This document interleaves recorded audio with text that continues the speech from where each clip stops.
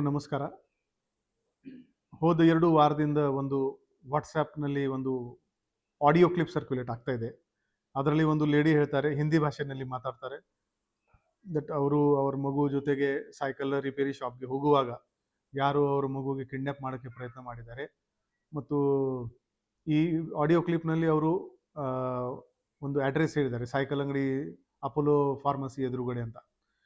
ನಾವು camp area ಅಂತ ಹೇಳ್ತಾರೆ ಅವರು. ನಾವು ನೀವು ತಕ್ಷಣವೇ ನಮ್ಮ ಕ್ಯಾಂಪ್ ಇನ್ಸ್ಪೆಕ್ಟರಿಂದ ಆ ಜಾಗ ವೆರಿಫೈ ಮಾಡಿದ್ದೀವಿ. ಆ ಥರ ಜಾಗ ನಮಗೆ ಯಾವುದೇ ಕಂಡು ಬಂದಿಲ್ಲ.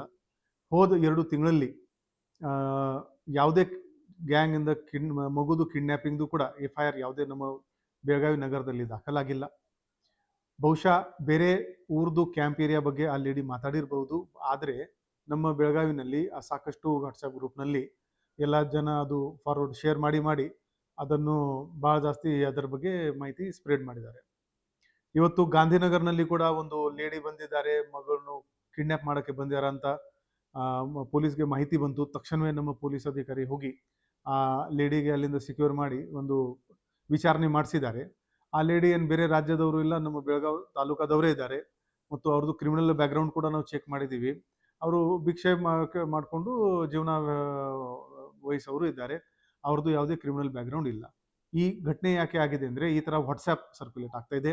ಸಾರ್ವಜನಿಕರಿಗೆ ನಮ್ಮದು ಕೋರಿಕೆ ಇದೆ, ದಯವಿಟ್ಟು ಈ ಥರ ವಾಟ್ಸ್ಆ್ಯಪ್ನ ಮೆಸೇಜಸ್ ಮೇಲೆ ನಂಬೇಡಿ. ನಿಮಗೆ ಯಾರ ವ್ಯಕ್ತಿ ಮೇಲೆ ಸಂಶಯ ಬಂದರೆ ದಯವಿಟ್ಟು 112 ನಂಬರ್ಗೆ ಕರೆ ಮಾಡಿ. 7 ನಿಮಿಷದ ಒಳಗಡೆ ನಮ್ಮ ಸಿಬ್ಬಂದಿ ಅಧಿಕಾರಿಗಳು ಅಲ್ಲಿ ರೀಚ್ ಆಗ್ತಾರೆ ಮತ್ತು ಅನುಮಾನಾಸ್ಪದ ವ್ಯಕ್ತಿದು ವಿಚಾರಣೆ ಮಾಡ್ಕೋತಾರೆ. ಯಾವುದೇ ಕಾರಣಕ್ಕೆ ನೀವು ಕಾನೂನನ್ನು ನಿಮ್ಮ ಕೈಯಲ್ಲಿ ತಗೋಬೇಡಿ ಮತ್ತು ವದಂತಿ ಮೇಲೆ ವಿಶ್ವಾಸ ಮಾಡಬೇಡಿ. ಧನ್ಯವಾದಗಳು.